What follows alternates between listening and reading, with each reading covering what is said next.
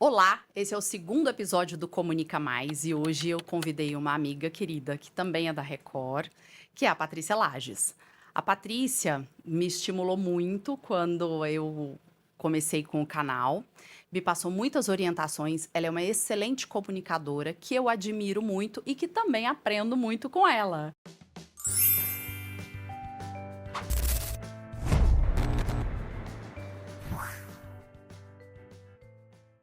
Então, Patrícia, obrigada por ter vindo.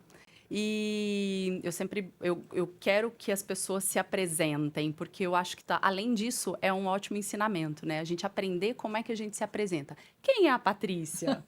Nossa, em primeiro lugar, quero te agradecer muito aqui, a gente que aprende muito com você, né?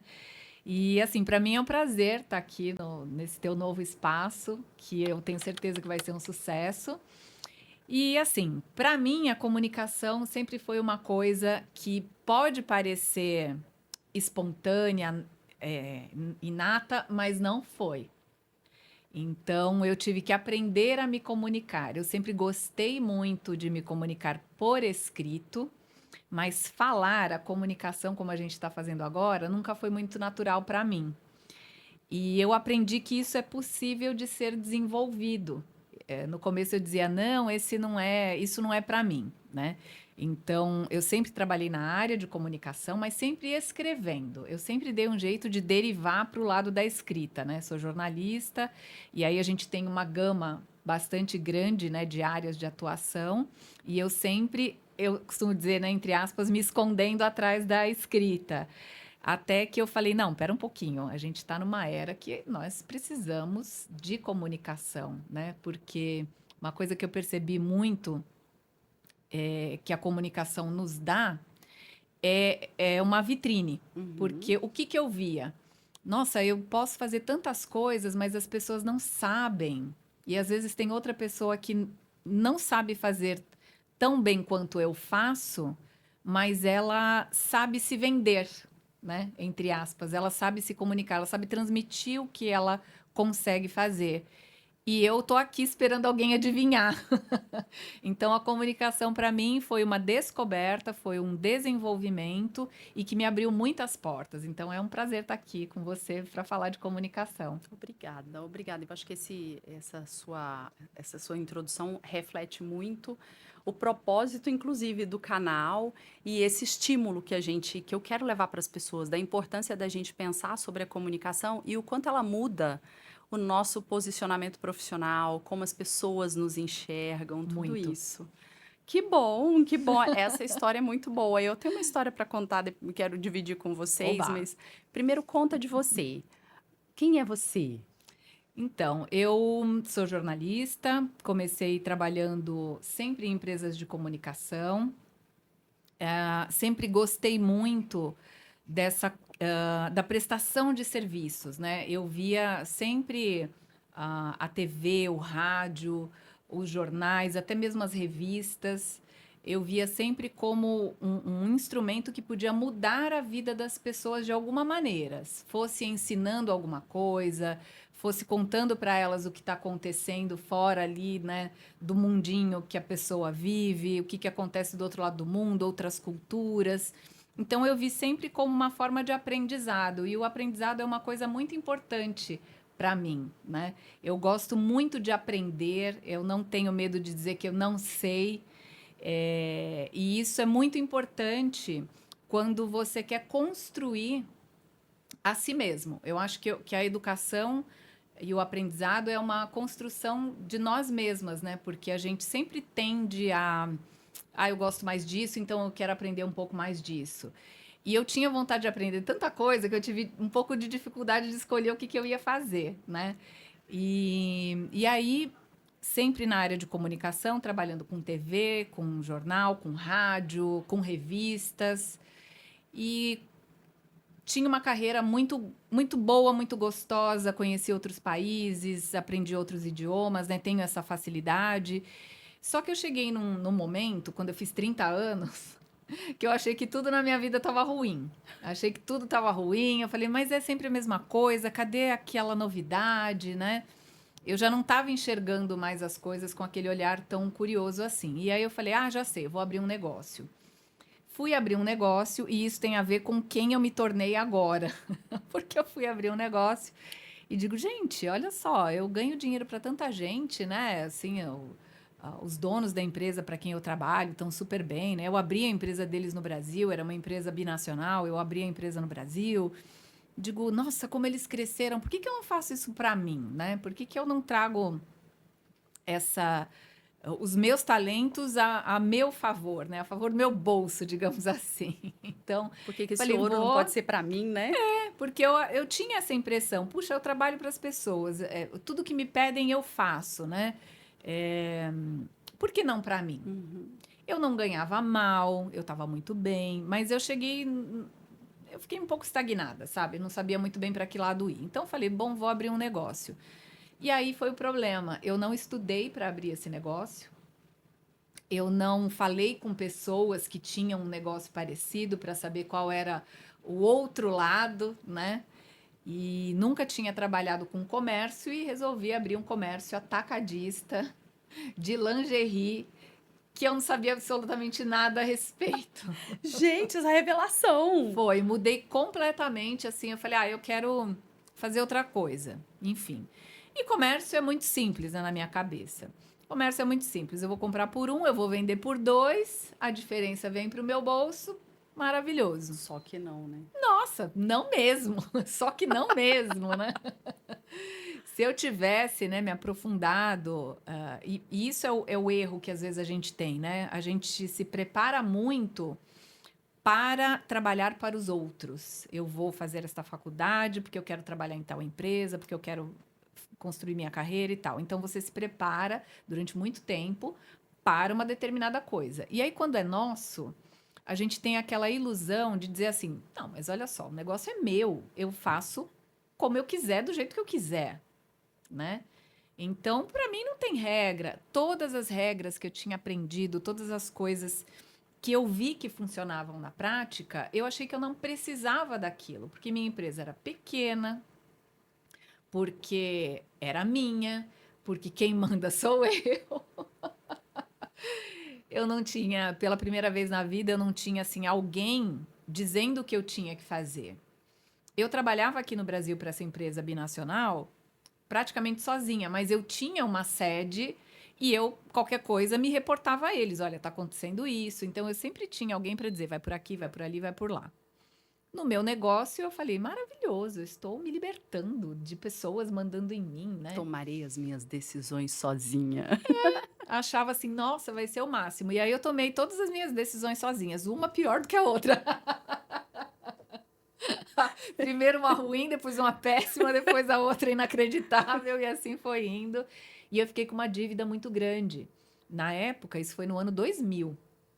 Na época, era muito comum você dolarizar as dívidas, né? E eu tinha clientes também que compravam comigo por atacado, que me pagavam em dólares. Então, assim, eu tinha preço em real, preço em dólar, dívida em real, dívida em dólar. E aí, quando eu fechei de vez, eu me vi assim com 150 mil dólares em dívidas. Hoje passaria de 800 mil reais aí, O fácil. dólar nessa época era 1 para 1. E o dólar Um nessa pouquinho, época né? estava 1,50, 1,60, né? Alguns anos atrás tinha estado 1 para 1, né? 96, 97 era 1 para 1, depois começou a subir. Mas a questão é que eu levei muito tempo para ir pagando essas dívidas e o dólar foi subindo e as coisas foram piorando. E eu tinha todo tipo de dívida, que é o que hoje me fez ser uma educadora financeira. Por quê? Porque naquela época não havia internet. Olha só, estamos falando de outro mundo, né? Não havia internet, não tinha YouTube, não tinha Google, não tinha nada. Eu não tinha a quem perguntar, vem cá, como é que se paga uma dívida? Olha, eu tenho essa dívida, ela foi dolarizada. Como é que eu pago? Eu tenho essa outra dívida que é de cartão de crédito. Eu me lembro que eu gastei 5 mil e chegou aqui uma fatura dizendo que eu devo 12. Da onde saiu esses outros 7? Não entendi, né? Eu não tinha a menor noção. Cheque especial, eu devia. Eu tinha todo tipo de dívida. Todo tipo de dívida. Eu tinha protesto em cartório. Eu descobri que em São Paulo tem 14 cartórios de protesto. Meu nome estava em todos os 14. Imagina o Todos trabalho eles. que não deu resolver Deu tudo muito isso. trabalho. Só que eu não sabia como resolver. Como eu pago uma dívida que eu devia para a Vanessa, Aí a Vanessa me colocou no cartório e agora eu tenho que pagar no cartório. Não adianta eu falar com a Vanessa, mas será que eu não posso pedir para ela tirar do cartório? Porque no cartório fica mais caro e eu tenho que pagar as custas do cartório. Quanto mais demora, mais caro fica. Eu não sabia esse caminho. E aí eu fui estudar. Eu digo, bom, o que que eu tenho? Fechei a loja, tô devendo para meio mundo, tô sem trabalho, então eu tenho tempo e tenho dívidas. O que Eu eu vou vou usar o fazer com tempo isso? para estudar como é que eu pago esse negócio, porque eu não pedi falência e eu falei, eu vou pagar porque de fato eu devo a essas pessoas, né? Então eu fui estudar para ver como é que se paga uma dívida. Como é que eu descubro por que que o meu cheque especial que eu devia 3, eu fui ao banco e o gerente disse que eu devo 18? O que que aconteceu nesse meio do caminho, né? Cadê o erro? Então, nisso eu fui aprendendo muitas coisas e paguei todas essas dívidas em 11 meses e 20 dias.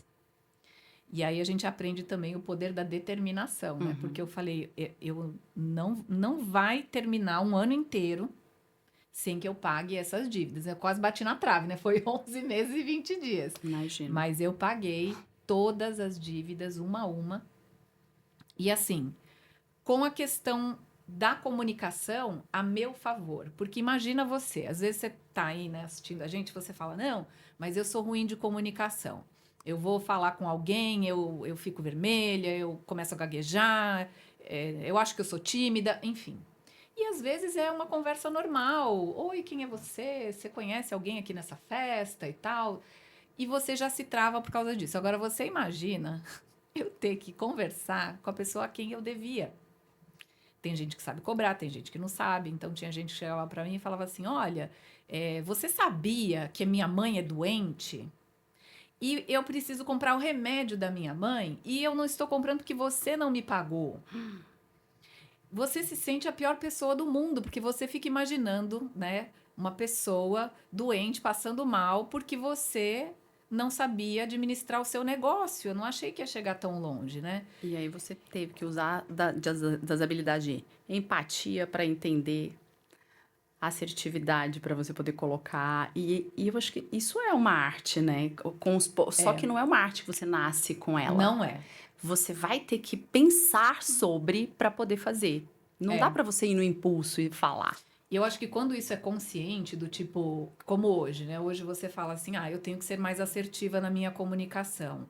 Isso é uma coisa, você direciona o teu aprendizado para isso. Mas eu não tinha ideia do que eu precisava, Uhum. né? E muitas vezes eu comecei a pescar nas entrelinhas ali, porque olha só, uma parte muito importante da comunicação é o ouvir. A gente esquece disso. A gente acha que se comunicar é chegar, despejar o que a gente tem que fazer e falar, ai, pronto, me comuniquei, tchau, agora já. Não.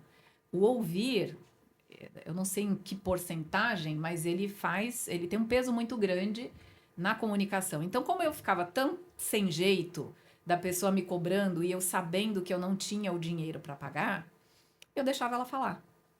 Eu deixava ela falar. Então, xingava de tudo quanto era nome, ameaçava, dizia, né, que, olha, eu tenho uma pessoa doente, o meu filho deixou de ter isso por sua culpa, etc e tal. E aí eu deixava a pessoa falar. E no meio da conversa toda da pessoa, eu acabava pescando algumas coisas que eu dizia, mas então não é a mãe dela que tá doente. Uhum. Então isso que ela tá falando não é bem assim. E aquilo me ajudou a traçar um plano. Então, por exemplo, essa da mãe doente, eu fui pegar as minhas dívidas, eu fui organizar as dívidas, eu falei, deixa eu ver quanto eu devo para ela especificamente, porque eu devia para tanta gente em tanto lugar que eu não queria olhar. Eu digo, não, pera lá, deixa eu ver quanto que eu devo para ela, porque se eu não souber, como é que eu vou pagar? Como é que eu vou me organizar? E aí eu fui ver, eu devia para ela, Vanessa, R$ 100. Tudo bem que foi no ano, aí já era o ano 2001, Mas né? Nós estamos falando aí de 23 anos atrás. R$ 100. Não era que eu devia, entendeu? Uma coisa muito. E aí eu falei, eu vou negociar com ela, porque de fato eu não tinha os R$ 100. Mas eu tinha trabalhado numa empresa e eu fazia revistas de culinária para diabéticos. E a mãe dela era diabética. E eu pesquei isso porque ela falou, minha mãe está sem insulina e não sei o quê. Eu falei, tá bom. E aí eu tinha coleções de revistas que custavam caro. E aí eu falei pra ela, olha só, eu não tenho R$ 100, mas eu posso ajudar a sua mãe, se você não quer ajudar a sua mãe, né? Eu me senti muito culpada pela situação da sua mãe e eu acho que eu posso ajudar. Então eu vou mandar pra você algumas coleções dessas revistas que davam uns R$ 300, mais ou menos. Eu falei, eu te mando essas revistas e você pode fazer aí refeições melhores para sua mãe. E ela ficou tão tocada porque ela falou assim: "Nossa, mas até parece que você tá preocupada com a minha mãe". Eu falei: "Olha, eu liguei para você para te dizer o seguinte: eu vou te mandar as coleções. Se você aceitar essas coleções como pagamento dos R$ 100 que eu te devo, ok. Se não, eu vou te mandar do mesmo jeito. Só que os R$ 100 eu não posso te pagar agora porque eu não tenho". Vanessa, eu tinha acho que uns 10 ou 12 reais. Foi o dinheiro para eu mandar um motoboy levar na casa dela. Gente. E eu falei pra ela, olha, eu tenho isso aqui, eu pago o motoboy pra levar pra você. E aí, quando ela recebeu, ela ficou assim muito emocionada porque ela falou, olha, primeiro eu não agi direito com você porque eu achei que você me devia muito mais, mas realmente você me devia só R$ 100. E isso aqui que você me pagou não tem preço, então assim, desculpa, esquece. E aí eu falei, olha só, isso aqui é porque eu deixei ela falar. Imagina se eu não atendo, né? Imagina se eu digo, não tô nem aí, não tenho, tem mais gente na fila, tô devendo para outras pessoas, que se dane, já tô protestada. Não, eu queria entender, né? E a comunicação me ajudou muito E nisso. focada em resolver o problema, né? Sempre. E olha que interessante, eu tô te ouvindo e pensando, eu tô lendo um livro que eu ganhei de aniversário que é sobre escuta. E ele é tão poderoso, é de uma jornalista, inclusive, e ele é tão poderoso em termos ele fala muito sobre essa atenção que você precisa dar e escutar. Porque é ela que transforma, ela que pode trazer a criatividade para solucionar um problema. Ela vai fazer a conexão, a pessoa vai. Às vezes ela tá tão tocada pela raiva, pelo desespero, e quando ela é escutada, ela também modifica essa atitude, né? É. E esse é o poder de, primeiro, a gente fala tanto em falar bem, comunicar bem. Eu falo direito, preciso ter uma boa linguagem corporal e tal, mas para tudo isso eu tenho que escutar. Eu sempre digo isso, um bom comunicador, ele antes é um bom escutador. Se não for um bom escutador, ele não vai. E o jornalista é assim, né? É. E você trouxe uma coisa que eu achei muito legal dessa história, que é eu fui atrás de uma solução e eu fiz de um problema uma nova trajetória. Foi. E uma trajetória de muito sucesso. E eu assisto muito seus materiais. Outro dia eu estava vendo uma história sua, que estava no canal do YouTube, você contando quando você foi palestrar em Harvard. Aham. E você contou a história de que você foi lá, de que você se envolveu, de que você pagou sua passagem para você conhecer o lugar e tal. E assumindo essa responsabilidade da sua própria imagem. Muitas vezes a gente acha que, eu vou como sou, né? Eu falo como eu quero, eu me garanto. E eu brinco que boa parte dos profissionais, o maior erro deles é eu me garanto naquilo que eu faço, mas não se prepara para aquele evento, para aquela situação. E eu adorei a história, porque quantas vezes a gente se viu nesse momento? De eu tenho que falar, é uma chance para mim, é um momento que eu tenho para falar para alguém, e isso é transformador. Mas me conta uma coisa, eu fiquei pensando, porque você se enveredou por um caminho muito árduo da comunicação, que é finanças. Não é um assunto que normalmente as pessoas se interessam, não sei se por medo, por falta de conhecimento, por estar ali vivendo uma coisa ou outra no dia a dia. Mas como foi você, depois de tudo que você estudou e com toda essa história, de que forma você foi transformando isso no ouro que é hoje o seu conhecimento para um público tão grande? Eu foquei mais no lado emocional que as dívidas trazem. Porque qual é a questão? Quando uma pessoa se endivida, e hoje nós temos duas coisas diferentes. A gente tem o endividamento e a gente tem a inadimplência. E as duas são péssimas no nosso país. O endividamento, nós temos 8 de cada 10 famílias endividadas. O que que é o endividado? O endividado é uma pessoa que tem uma conta para pagar. Então, por exemplo, eu comprei um carro financiado.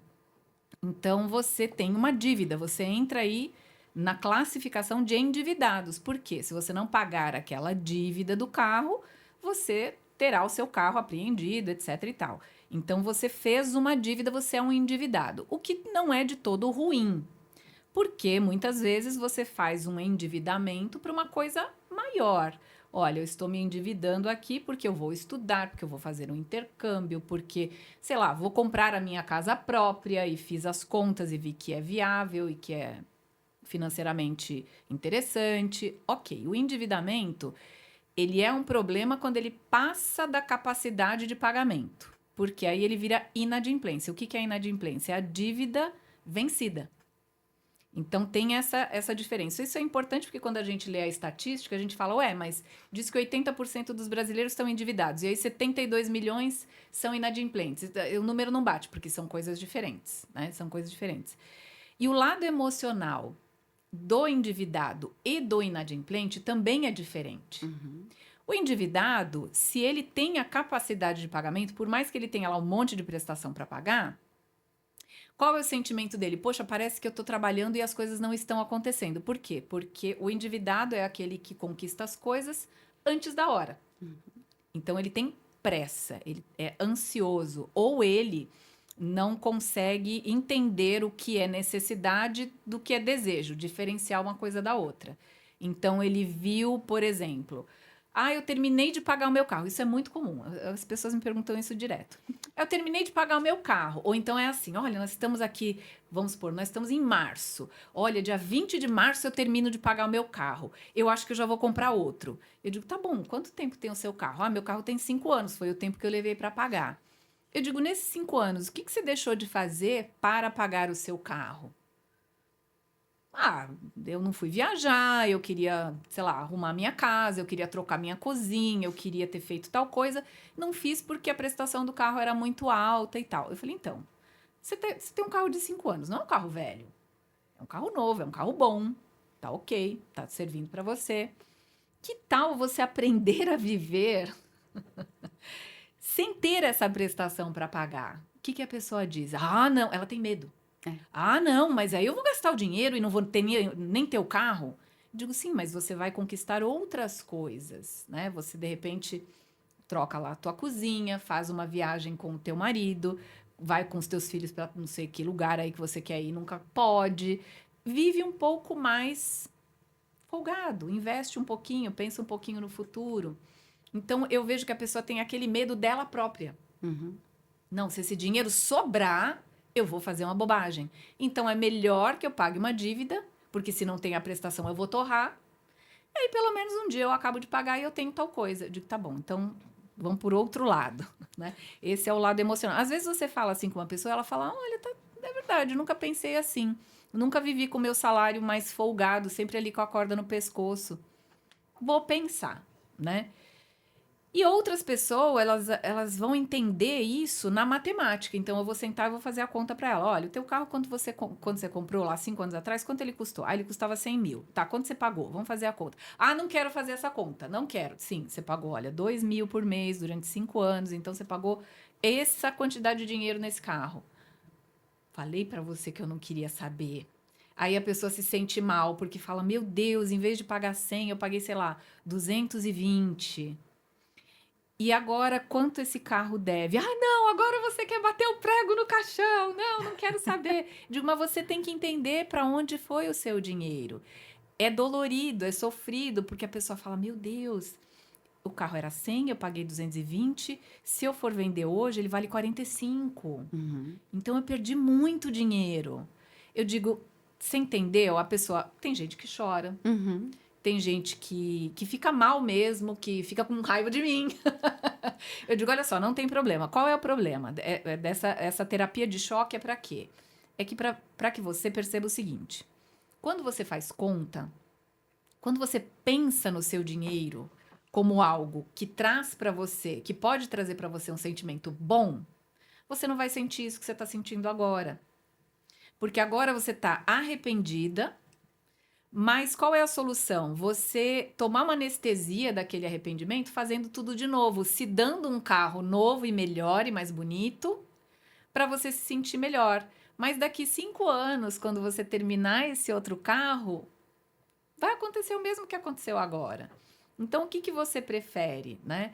E aí aquilo faz a pessoa pensar: por que que eu quero outro carro? E às vezes a pessoa fala: mas o meu vizinho comprou. Mas, por exemplo, lá na empresa eu estaciono do lado do fulano que tem um carrão. E eu conto aqui as minhas experiências no estacionamento da Record. Gente, vocês aqui de trás, vocês viram o estacionamento da Record? Não é? Gente, que você quer uma humilhação maior do que aquela? Gente, eu estaciono meu carro assim, onde eu estaciono, eu vejo o carro do Faro na minha frente. Só isso, né? Então eu digo, não importa, porque ninguém sabe da sua vida.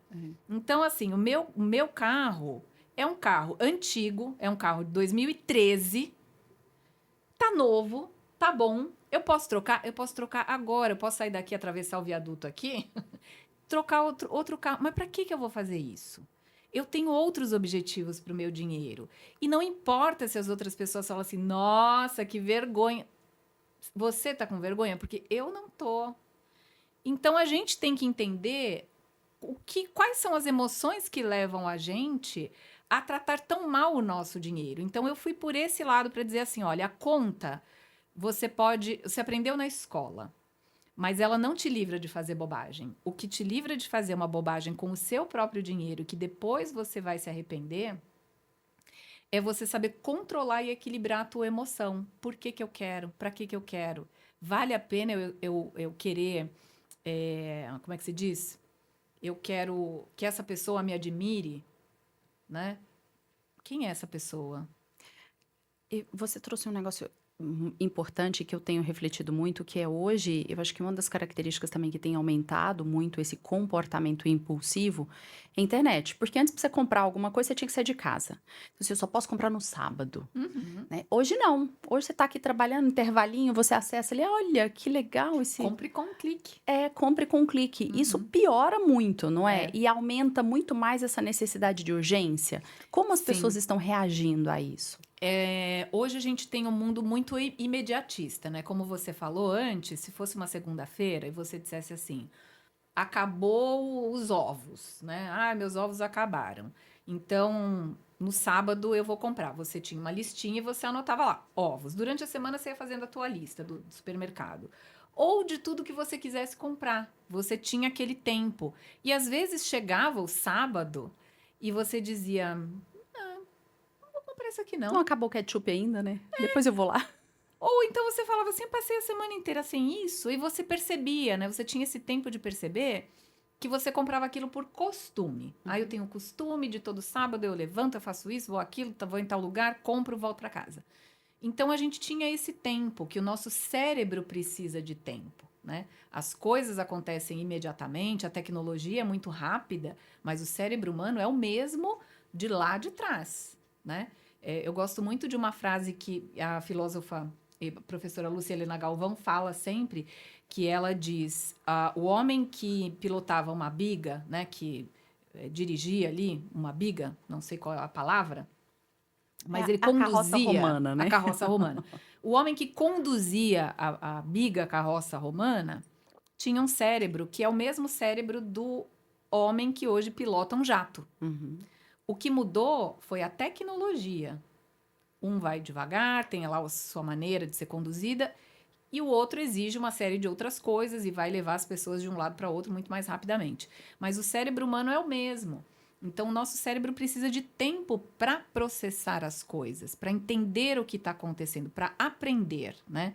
A gente não aprende imediatamente. Uhum. Então, o imediatismo que as redes sociais trouxeram, que a internet trouxe, né, que o e-commerce trouxe, eu posso comprar com um clique, tira essa coisa da pessoa de dar tempo para que ela mesma entenda se aquilo é para ela ou não. Então, é muito comum, por exemplo, você ver uma pessoa que vai ao salão de beleza para cortar o cabelo, porque de fato o cabelo precisa de um corte, etc., e ela sai de lá transformada. Ela resolveu na hora. Ela não parou para pensar assim: vem cá, quanto vai me custar a manutenção desta cor agora?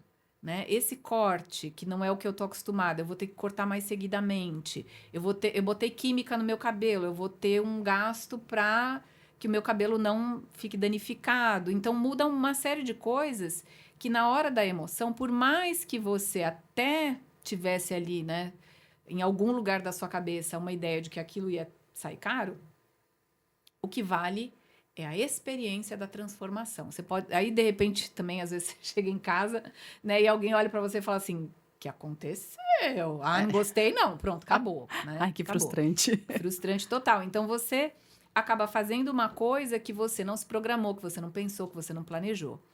E quando eu digo isso, às vezes as pessoas falam assim: "Mas é muito chato você planejar tudo na vida". Sim, porque nós precisamos buscar o equilíbrio. Então, não é você sair de casa, por exemplo, eu fui dar uma palestra uma vez para mulheres da Polícia Militar, para policiais militares, mulheres. Foi num Dia da Mulher. E aí eu cheguei lá e tô falando com elas sobre dinheiro e tal.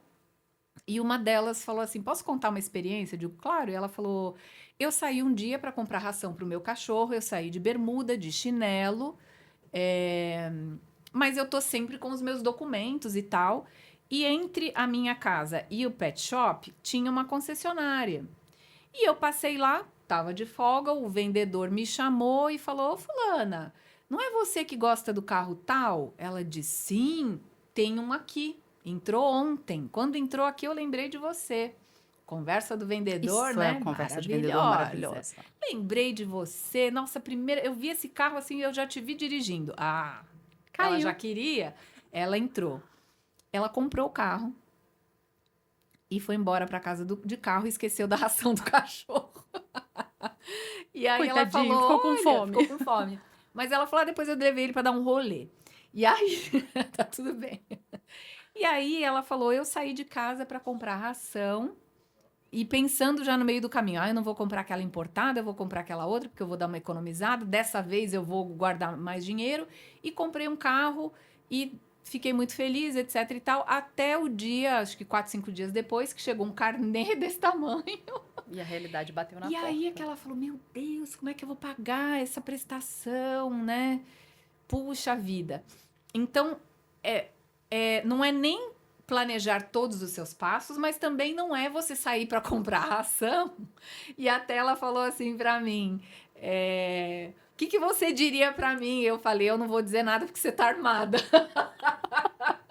Eu não vou dizer o que eu queria porque eu corro riscos aqui, né? Não tô para viver perigosamente.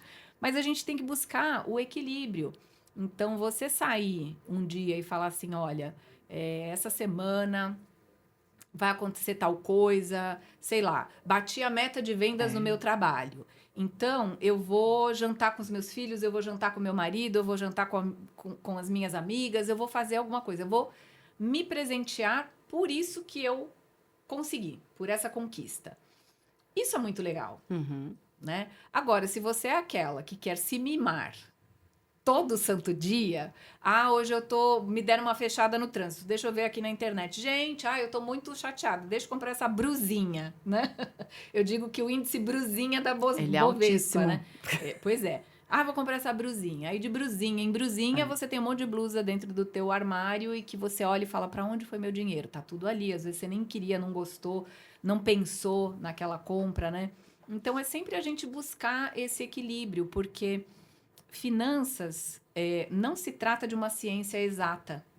Ela é uma ciência humana. Se você não entende o comportamento, por que eu faço o que eu faço com o meu dinheiro, você vai cair na conversa de todo mundo. Você vai cair na sua própria conversa. E esse diálogo interno, ele é muito necessário, né? Ele é. Esse pensamento, essa conversa que você tem com você mesmo. Pra que eu preciso disso? É. Eu tenho uma amiga que ela sempre fala assim: eu não preciso disso pra viver. E eu acho essa frase maravilhosa, porque É. muitas vezes você tá ali no impulso e é uma coisa de. Tudo bem de vez em quando você ter a sua própria indulgência ali, mas Claro. não dá pra você ser assim o tempo todo e viver à mercê disso, porque o dinheiro sai de um lugar só, É. ele vai durar o mesmo tempo. E isso. E você falando de tudo isso, eu me lembrei do seu livro, que vai. É agora em dezembro que ele Agora em chega? dezembro ele sai, Conta o meu pra sexto livro. gente. Eu vinha numa Esse é meu 6º livro, né, que sai agora em dezembro de 2024. Desde 2013 eu lancei meu primeiro livro e eu fui escrevendo um livro por ano. Lancei 5 livros seguidos, assim, um livro por ano, e depois fiquei 4 anos estudando. E aí, depois de 5 livros e esse hiato de 4 anos, eu digo, não, eu quero estudar o que eu preciso falar para as pessoas, porque os outros livros têm muitas dicas, a gente fala sobre finanças, sobre empreendedorismo, sobre pagamento de dívidas, sobre construção do seu patrimônio, desafios financeiros para você fazer todas as semanas, né, não deixar a peteca cair. E nesses 4 anos eu vi que essa questão emocional é muito mais forte do que qualquer conta que você possa fazer, do que qualquer dica que a pessoa possa te dar. Por quê? Nós, seres humanos, temos um poder muito grande de convencimento. Nós podemos nos convencer do que a gente quiser. Autoconvencer. Uhum. Então, eu me convenço do que eu quiser. Se eu me convencer que eu nunca vou chegar onde eu quero financeiramente, de fato você não vai. Se você disser, eu nunca vou pagar essa dívida, você vai se autoconvencer de que aquela dívida é maior do que a tua capacidade. São as histórias que você conta na sua cabeça, né? Exatamente. Então, como é que a gente desconstrói esses mitos que a gente tem na nossa cabeça, na cultura brasileira, né? A cultura brasileira é muito de dizer assim, o pobre é humilde, né? Humildade para nós virou sinônimo de pobreza. Ah, aquela pessoa mora num bairro humilde. Não, ela mora num bairro pobre. A humildade não tem nada a ver com a conta bancária de ninguém. Então, a gente precisa dissociar isso. Porque se você não quer ser uma pessoa arrogante, se você quer ser uma pessoa humilde e você acredita que humildade é a pobreza, tá aí porque que você não consegue sair desse ciclo que não te leva para um lugar melhor, né? E isso a gente se autoconvence e a gente age de acordo com o nosso convencimento. Então, esse livro fala muito sobre isso, desconstruir esses mitos, construir conceitos e você mudar a sua forma de pensar para que o resto aconteça de forma até natural. Você nem vai precisar fazer tanto esforço, né? Assim, para fechar, eu costumo dizer para as pessoas, você quando vê uma laranjeira, você não vê ela se contorcendo para produzir uma laranja. Aquilo acontece naturalmente e ela não vai produzir nem limão, nem maçã, nem nada. Ela vai produzir aquilo naturalmente. Então, se você tem essa mentalidade próspera, não a conta bancária, mas a mentalidade antes, você consegue naturalmente chegar onde você quer. Não vai ser difícil, não vai ser tão sacrificante assim. É claro que a gente tem que fazer sacrifícios, mas eles valem a pena, né? Quando a gente entende os porquês. Eu adorei essa conversa. Eu acho que você trouxe a importância desse diálogo interno e de escutar as pessoas, isso é muito bom. E você vê que isso permeia todas as áreas da vida, até as suas decisões de compra e as suas dívidas. Todas, Então, eu admiro muito o seu trabalho. Primeiro, a clareza que você coloca. E você vê que não tem um segredo, avaliando, olhando assim aquela, né, olhar clínico. A sua fala, ela é muito clara e muito simples. Então essa comunicação que vem da simplicidade do eu olhei com clareza um cenário e eu consigo explicar ele com facilidade. É muito legal. E a gente, do lado de cá, te escutando, a gente vê o tanto que é importante a gente pensar sobre isso, construir inclusive as nossas falas, as nossas histórias, as histórias que a gente conta pra gente mesmo, as histórias que a gente conta pros outros, né? verdade. Patrícia, obrigada. Obrigada te por ter agradeço. vindo nesse dia, nesse fim de ano que é tão corrido e que nos exige tanto. É muito bom ter você, é muito bom ter você do seu lado, é muito bom aprender com você. Obrigada eu que por te tudo. E agradeço. que bom que você veio. Virei sempre que você quiser. Pode deixar que eu chamo. Aquela que se convida, né? Tá convidada. Tá Obrigada, convidada. Vanessa. Obrigada. E você que gostou desse conteúdo, nos segue para mais conteúdos desse calibre. Ativa o sininho aqui embaixo para você ter sempre acesso ao que a gente traz de melhor sobre comunicação profissional. Até a próxima!